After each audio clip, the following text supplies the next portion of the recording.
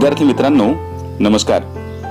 मराठी भाषा कौशल्य विकास द्वितीय वर्ष या अभ्यास पत्रिकेतील लेखन कौशल्यांचा विचार आपण मागील काही तासिकांमधून करत आहोत. आजच्या तासिकेत जाहिरात लेखन या कौशल्याची आपण आवृत्ती घेणार आहोत. तुम्हाला जाहिरात म्हणजे काय, जाहिराती कशा काम करतात, जाहिरातीचा आपल्या मानवी जीवनावरती विशेषत्वाने तरुण वर्गावरती कसा प्रभाव पडतो, या सगळ्या गोष्टींची कल्पना आहेच.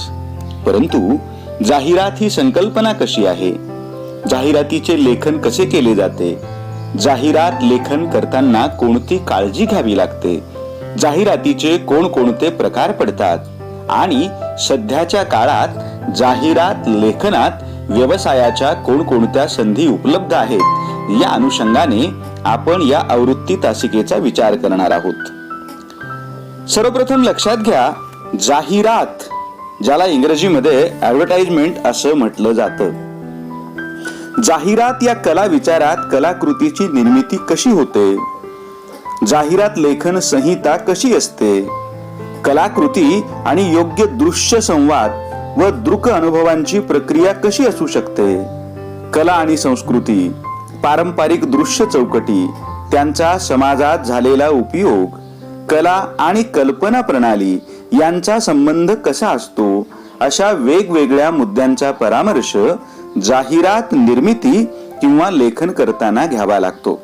मित्रांनो, तुम्हाला याची कल्पना आहे, भारतीय परंपरेतील पौराणिक आणि ऐतिहासिक चित्र, दस्तावेज, स्थापत्य, शिल्प आणि चित्रांचे वेगवेगळ्या पैलूंच्या अनुषंगाने निरीक्षण केल्यावर असे लक्षात येते की दृश्य संवाद, सर्जनशीलता आणि प्रतिकात्मकता यावर आधुनिक काळापेक्षाही प्रचंड प्रमाणात काम केलेले आहे. अगदी रामायण महाभारताचे सहज निरीक्षण केले तरी कल्पकता काय व कशी असू शकते याची झलक आपणाला मिळेल.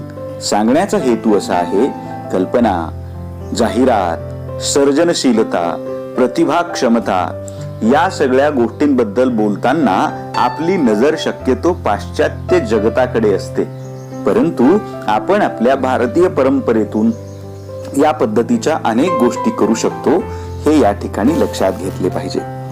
जाहिरात लेखन करताना सामान्य विचारांना नाविन्य आणि सर्जनशीलतेची जोड देऊन असामान्य करण्याचे तंत्र अवगत केले पाहिजे. अंतिम झालेले विचार वा संकल्पना चित्र अथवा दृश्य, चिन्ह, प्रतीक रूपात कसे सादर करावे याचाही विचार जाहिरात लेखन करताना केला गेला पाहिजे. त्यामुळे अधिक परिणामकारकता मिळू शकेल. आता एक लक्षात घ्या, जाहिरातीचे नियोजन हे विपणी संशोधन, ज्याला इंग्रजीमध्ये मार्केट रिसर्च असा शब्द आहे, आणि विपणन म्हणजे मार्केटिंग स्ट्रॅटेजी, ज्याला विपणन धोरण असं म्हटलं जातं, या दोन गोष्टींवरती अवलंबून असतं.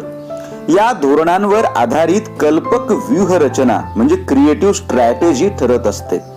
याच धोरणावर आधारित जाहिरातीची भाषा व संवाद शैली ठरविली जाते. जाहिरातीची ही अनुनयाची भाषा असली तरी त्यात विनंती, सल्ला, माहितीपर मजकूर असतो, कारण उत्पादक आपला माल ग्राहकाने विकत घ्यावा म्हणून अनुनय करत असतो. एक गोष्ट लक्षात घेतली पाहिजे, जाहिरातीतील भाषेत अनुनय असला तरी तो कल्पकता आणि शब्दांच्या मागे लपलेला असतो. मित्रांनो, येथे आणखीन एक गोष्ट लक्षात घेतली पाहिजे की बऱ्याचदा साहित्यिक लेखन आणि जाहिरात लेखन एक सारखंच आहे असं आपणाला वाटतं, पण त्यातला मूलभूत फरक असा आहे, साहित्यिक आपल्या लिखाणामधून कोणत्याही गोष्टीची विक्री करत नाही, तो वाचकांची प्रशंसा मिळवून समाधानी असतो.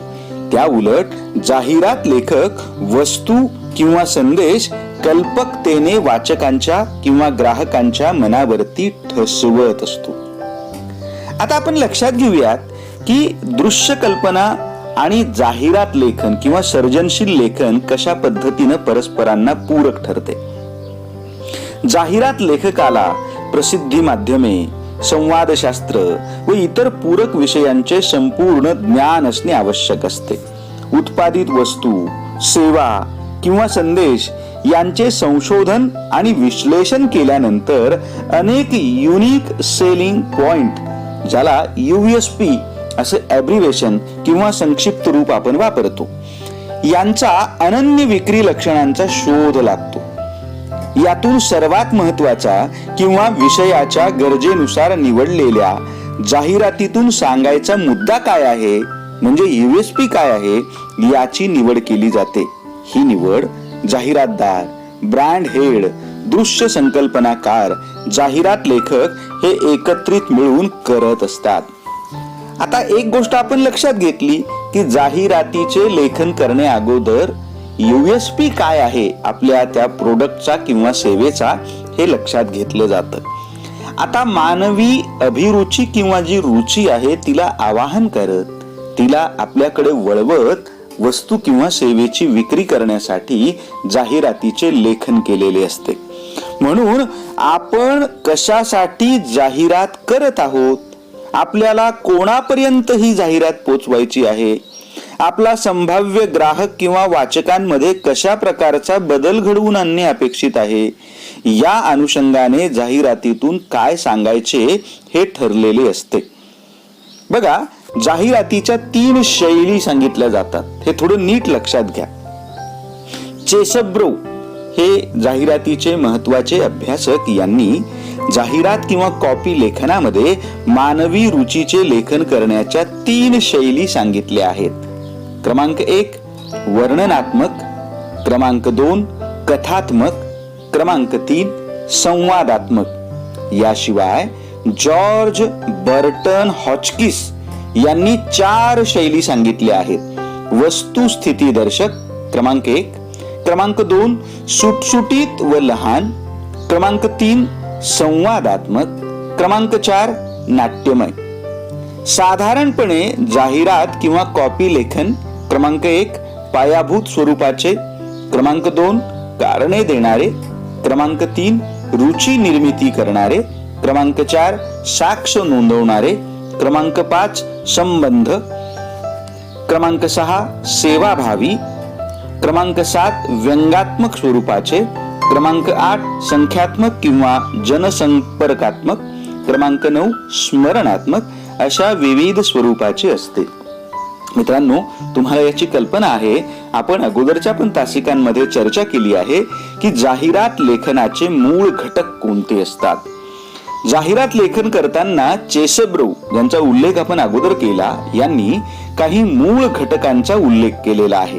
यामध्ये क्रमांक 1 लोकांचे लक्ष वेधणे, क्रमांक 2 जाहिरात बघायला बाध्य करणे, क्रमांक 3 रुची निर्माण करणे, क्रमांक 4 इच्छा निर्माण करणे, क्रमांक 5 विश्वास उत्पन्न करणे, क्रमांक 6 प्रत्यक्ष कृती करण्यास उद्युक्त करणे, क्रमांक 7 वस्तूंची अभिलाषा ग्राहकांच्या मनात निर्माण करणे. या सर्व गोष्टी एकत्रित किंवा USP नुसार काहीच घटकांचा उपयोग करून जाहिरात लेखन करावे लागते.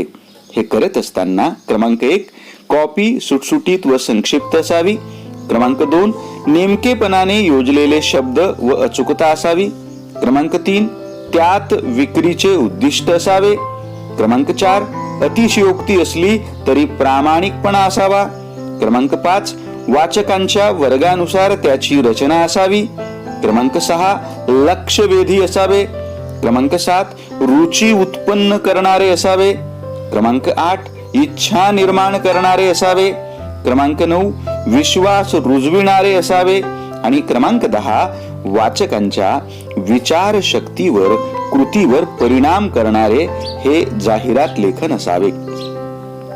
या सर्व मूळ घटकांचा आणि स्वरूपांचा यथार्थ अभ्यास जाहिरात लेखकाला असावाच लागतो, कारण कॉपी हा जाहिरातीचा मुख्य गाभा असतो. म्हणून वरील सर्व घटकांचा कधी व कसा उपयोग करायचा हे नीटपणाने लक्षात घ्यावे लागते. बघा, जाहिरातीचे लेखन करत असताना कुठल्या कुठल्या गोष्टींची काळजी घ्यावी लागते. सर्वसाधारणपणे पहिल्यांदा शीर्षक निश्चित करावे लागते. शीर्षकामध्ये क्रमांक 1 प्रत्यक्ष, क्रमांक 2 अप्रत्यक्ष, क्रमांक 3 मिश्र म्हणजे प्रत्यक्ष व अप्रत्यक्ष क्रमांक 4 वृत्ताच्या स्वरूपाचे, क्रमांक 5 कसे घडले या स्वरूपात सांगणारे, क्रमांक 6 प्रश्नार्थक या प्रकारचे शीर्षक निश्चित करावे लागते. जाहिरातीची परिणामकारकता ही दृश्य चित्रासह इतर पूरक घटकांवर अवलंबून असली तरी सर्व मदार ही मुख्यतः शीर्षकावर असते, हे लक्षात घेतले पाहिजे. आता जाहिरातीचे काही प्रकार आपण लक्षात घेतले पाहिजेत. क्रमांक 1 इलस्ट्रेशन, क्रमांक 2 टायपोग्राफी, क्रमांक 3 फोटोग्राफी किंवा तिन्ही प्रकारांचा वापर एकाच जाहिरातीत केलेला असू शकतो. चित्र आणि शब्द हे जाहिरातीचे प्रमुख भाग असले तरी वरील सर्व प्रकारांमध्ये शीर्षक व कॉपी असतेच. म्हणून विद्यार्थी मित्रांनो, जाहिरातीचे लेखन करताना ही गोष्ट लक्षात घ्या, जाहिरातीची शैली कोणतीही असली तरी वरील लिखाणाचा भाग त्यामध्ये असतोच. इथे सर्जनशील लिखाण अपेक्षित असले तरी त्यातले शब्द बोजड, अवघड, बौद्धिक ताण देणारे असू नयेत, तर ते अत्यंत साधे, सोपे, सरळ व सहज सजणारे असावेत. प्रत्येक शब्द हा कामाचाच असावा. जाहिरातीची कॉपी जोमदार व चैतन्याने भरलेली, ताजी, टवटवीत, कमी शब्दात स्पष्ट व अधिक माहिती देणारी असावी. आपल्याला जे काही म्हणायचे आहे त्यावर वाचकाने किंवा ग्राहकाने विचार करावा. जाहिरातीत स्वेच्छेने सहभाग घ्यावा. आपल्याला अपेक्षित कृती करण्यास ग्राहक किंवा वाचक प्रवृत्त व्हावा. अशा प्रकारची लिहिण्याची कला म्हणजे सर्जनशील जाहिरात लेखन. शीर्षकानंतर घोषवाक्य हे पण खूप महत्वाचं असतं. जाहिरात मोहिमेची मध्यवर्ती संकल्पना ठरल्यानंतर सर्वप्रथम लिहिले जाते ते घोषवाक्य, ज्याला इंग्रजीमध्ये टॅगलाईन असं म्हटलं जातं. घोषवाक्य म्हणजे मुख्य धोरण, ध्येय, विचार, ख्याती, गुणविशेषता आदी प्रदर्शित करणारे सर्जनशील वाक्य. हे नीट लक्षात घ्या बरं. घोषवाक्य म्हणजे मुख्य ध्येय, धोरण, विचार, ख्याती, गुणविशेषता आदींचे प्रदर्शन करणारे सर्जनशील वाक्य. याच घोषवाक्याच्या अवतीभोवती जाहिरातीच्या अनेक कल्पना गुंफून प्रभावी जाहिरातीच्या मालिका निर्माण केल्या जातात.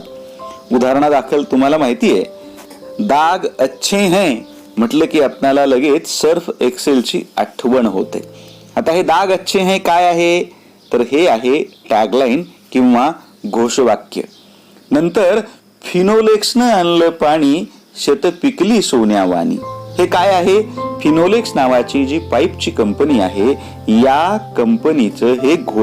कंपनीच्या जाहिरातीसाठी वापरलेलं हे घोषवाक्य आहे. म्हणून आपण ही गोष्ट लक्षात घेतली पाहिजे की जाहिरातीचं लेखन करत असताना शीर्षका इतकंच घोषवाक्य सुद्धा महत्वाचं असतं. मित्रांनो, जाहिरातीचं लेखन असं करावं तसं करावं असं आपण थेरॉटिकली किती जरी सांगत असलो तरी सुद्धा प्रत्यक्षात आपण जेव्हा काळजीपूर्वक जाहिराती बघायला लागतो, ऐकायला लागतो, वाचायला लागतो आणि स्वतः सुद्धा जाहिरातीचं लेखन करण्याचे काही प्रयोग आणि प्रयत्न करून बघायला लागतो, तेव्हाच या घटकाचं काहीसं नीटपणानं आपणाला आकलन होऊ शकतं. आजच्या काळात तुम्हाला माहिती आहे, जाहिरातीला 65वी कला असं मानलं जातं. आपण जाहिरातीनं वेढलेले आहोत. जळी, स्थळी, काष्ठी, पाषाणी परमेश्वर आहे अशी एक संकल्पना आपल्याकडे आहे. परमेश्वर आहे की नाही माहित नाही, पण जळी, स्थळी, काष्ठी, पाषाणी आपण जिथं जाऊ तिथं जाहिरात मात्र नक्कीच आहे. म्हणून या व्यवसायात आता खूप संधी आहेत. म्हणून ही जी संधी आहे त्या संधीचा लाभ घ्यायचा असेल, या संधीचं सोनं करायचं असेल तर आपल्या सगळ्यांना त्यासाठी साधना गरजेची ठरणार आहे. तुम्हाला माहिती आहे, जाहिरात लेखक किंवा कंटेंट रायटरला दर महिना 30,000 पासून ते 2 लाखांच्या पुढे उत्पन्न मिळतं, याची आपल्याला कल्पना नसते. म्हणून लेखकाने आपला लिखाणाचा छंद जोपासत त्याचे करिअर मध्ये रूपांतर करण्याची नामी संधी आज आपल्याकडे आहे. आपण जर फक्त भारतीय जाहिरात क्षेत्राचा विचार केला तर 2019 मध्ये तब्बल 69,690 कोटी रुपयांचा व्यवसाय झाला आणि सोशल मीडिया क्षेत्रात मागील वर्षापर्यंत म्हणजे 2019 पर्यंत 800 कोटींच्या वर जाहिरातीचा खर्च गेलाय. या आकड्यांवरून या क्षेत्रातल्या प्रचंड उलाढालीची कल्पना तुम्हाला येऊ शकेल. म्हणून मित्रांनो, आपण या कौशल्याचा अंगीकार करून त्यावरती प्रभुत्व मिळवून व्यवसायाच्या या नव्या क्षेत्रामध्ये उतरण्यासाठी आपली तयारी वाढवली पाहिजे. ती तयारी तुम्ही वाढवाल अशी मी अपेक्षा करतो. असं म्हटलं जातं, अवघड लिहिणं सोपं असतं, पण सोपं लिहिणं अवघड असतं. त्यासाठी गरज असते तंत्र आणि कौशल्य अवगत करण्याची, आपले 6वे इंद्रिय जागृत ठेवून सर्जनता शोधण्याची, ज्यामुळे फक्त लिखाण कौशल्य, कल्पकता आणि सर्जनशीलतेच्या बळावर तुम्ही जग जिंकू शकाल हे नक्की. तुम्हा सगळ्यांना खूप साऱ्या शुभेच्छा. आपण या ठिकाणी आवृत्ती तासिका थांबू. धन्यवाद.